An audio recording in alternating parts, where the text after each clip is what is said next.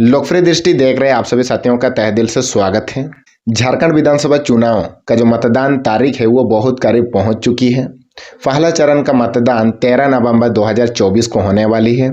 वहीं दूसरे चरण का जो मतदान वो 20 नवंबर 2024 को होने वाली है और इसका परिणाम निकलने वाला है 23 नवंबर 2024 को। तो इसी पहला चरण में ही खरसवां विधानसभा में भी मतदान होने वाली है। तो आज हम लोग इसी विधानसभा को लेकर के चर्चा करते हैं कि खरसवां विधानसभा का विधायक कौन बनेगा। सबसे पहले मैं आप सबों को बता देना चाहूंगा, खरसवां विधानसभा का विधायक बनने के लिए 10 प्रत्याशियों ने अलग अलग पार्टियों से एवं निर्दलीय भी चुनाव रणनीति में मौजूद हैं। उनमें से पहला उम्मीदवार की यदि हम बात करते हैं वो है झारखंड मुक्ति मोर्चा से दशरथ गगराई। दशरथ गगराई की यदि बात करें तो दशरथ गगराई जो है पिछले 10 सालों से खरसवां विधानसभा का विधायक बने हुए हैं। 2014 में पहली बार भारतीय जनता पार्टी का प्रत्याशी अर्जुन मुंडा जी को 11,966 वोटों से हरा करके पहली बार विधायक बने। दूसरी बार 2019 में भारतीय जनता पार्टी का ही प्रत्याशी जवाहरलाल बनरा को 22,795 वोटों से हरा करके दूसरी बार विधायक बने। अब ये जो 2024 में झारखंड मुक्ति मोर्चा ने इन्हीं को टिकट दिया है, यही चुनाव लड़ रहे हैं। यदि जीतेंगे तो इसका हैट्रिक हो जाएगा। अब वहीं दूसरी पार्टी से अगर बात करें तो यहाँ भारतीय जनता पार्टी ने सोनाराम बोदरा को अपना प्रत्याशी बनाया है। सोनाराम बोदरा कौन है तो मैं आप सबों को बता देना चाहूँगा, सरायकला खरसवां जिला का वर्तमान में जिला परिषद अध्यक्ष हैं वर्तमान में। और ये कुछ दिन पहले या कुछ महीने पहले की अगर बात करें, ये भी झारखंड मुक्ति मोर्चा के ही नेता रहे हैं। आप सबको पता ही होगा, जैसे ही चंपा सोरेन ने भारतीय जनता पार्टी ज्वाइन कर लिया, उसी के साथ साथ ही सोनाराम बोदरा भी भारतीय जनता पार्टी ज्वाइन कर लिए और भारतीय जनता पार्टी ने सोनाराम बोदरा पर विश्वास करके उन्हीं को टिकट दे दिया है। और तीसरा जो उम्मीदवार है वो नई पार्टी से है, वो झारखंड लोकतांत्रिक क्रांतिकारी मोर्चा से पांडुराम हाइब्रू। पांडुराम हाइब्रू कौन है मैं आप सबों को बता देना चाहूँगा। पांडुराम हाइब्रू जो है राजनीति में आए हुए इनका ज़्यादा समय नहीं हो रहा है, करीबन 2-3 साल पहले राजनीति में आए। पहले पंचायत समिति का चुनाव लड़े, उसके बाद ये राजनीति में सक्रिय हो गए। पढ़ाई के साथ साथ समाज सेवा में योगदान देते रहे और अभी भी दे रहे हैं और इन्हीं को जेएलकेएम से इस बार उम्मीदवार बनाया गया है। चौथा जो प्रत्याशी है वो है झारखंड पार्टी से सिद्धार्थ होनहागा।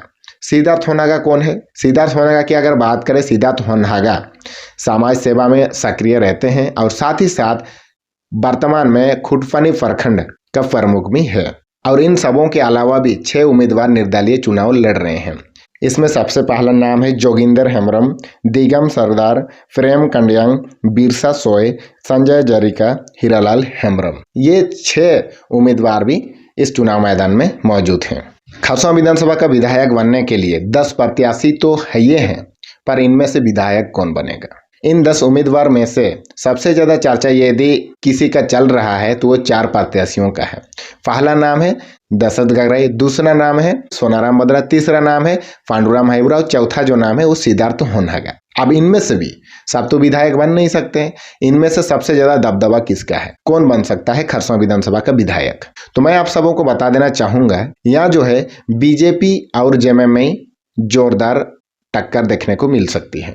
ऐसा मैं इसीलिए कह रहा हूँ, मैं जेएलकेएम को क्यों नहीं लिया इसके पीछे कारण है, आप समझिए। क्योंकि कुछ महीने पहले ये जो जेएलकेएम से पांडुराम हाइब्रू चुनाव लड़ रहे हैं और ये झारखंड पार्टी से जो सिद्धार्थ होनहागा चुनाव लड़ रहे हैं, ये दोनों कुछ दिन पहले जेएलकेएम में सक्रिय रूप से काम कर रहे थे। लेकिन पांडुराम हाइब्रू को टिकट मिलने के बाद सिद्धार्थ होनहागा जो है वो जेएलकेएम से इस्तीफा दे करके दूसरा पार्टी से चुनाव लड़ने का निर्णय ले लेते हैं। तो इसी के साथ ही जेएलकेएम का जो मजबूती थी थोड़ा सा कमजोर हो गई है। ये भी नहीं कह रहा हूं कि जेएलकेएम जो है इनके बराबरी नहीं कर सकता है, कर सकती है। यदि ये दोनों सिद्धार्थ होनहागा और पांडुराम हाइब्रू एक दूसरे से अलग नहीं होते तो बीजेपी और जेएमएम का बैंड बज जाता है। लेकिन ये दोनों के अलग होने से बीजेपी और जेएमएम में थोड़ा सा राहत महसूस हुई। ये दोनों यदि मिल के चुनाव लड़ते, एक ही पार्टी एक ही उम्मीदवार अगर ये दोनों में से खड़े होते तो ये बीजेपी जेएमएम को पूर्ण रूप से टक्कर दे पाते और हो सकता है जीत भी सकते थे। इन दोनों का जो एक वोट है वो दो भागों में बंट गया, जिसकी वजह से बराबरी करने में थोड़ा सा समस्या आ सकती है। लेकिन मैं ये नहीं कह रहा हूँ कि ये नहीं जीत पाएंगे, जीतने के लिए इनको कड़ी मेहनत करनी पड़ेगी और जीत भी सकते हैं। पर मेरा अनुमान कहता है कि इस बार का जो टक्कर है वो जोरदार सोनाराम बोदरा और दशरथ गगरे के बीच में ही देखने को मिलेगी और जीत का जो अंतर है 5000 के अंदर में ही होगा। अब जेएलके अगर इस साल नहीं आती तो यहाँ पर दशरथ गगराई जो है आसानी से जीत जाते। जेएलके के आने से ही दशरथ गगराई का समस्या बढ़ गया और एक तरफ तो इधर झारखंड पार्टी से सीधा धनगा भी कुछ वोट लेंगे, तो इस हिसाब से अब यहाँ पर कहना बहुत मुश्किल है कि सोनाराम बोदरा इस बार विधायक बनेंगे या दशरथ गगराई इस बार विधायक बनेंगे। और इन दोनों में से कौन विधायक बनेगा ये कहना बहुत मुश्किल है, क्योंकि भारतीय जनता पार्टी भी काफ़ी मजबूत है, क्योंकि सोनाराम बोदरा भी जो है वो झारखंड मुक्ति मोर्चा के ही नेता रहे हैं और झारखंड मुक्ति मोर्चा का वोट भी उनको मिलने वाला है और बीजेपी का जो वोट है उसके पास हाईए है। तो इस हिसाब से दोनों में जोरदार टक्कर होगी, इन्हीं में से कोई एक विधायक बनेगा। आपका अनुमान क्या कहता है कमेंट में जरूर बताइए। आप सबों का धन्यवाद।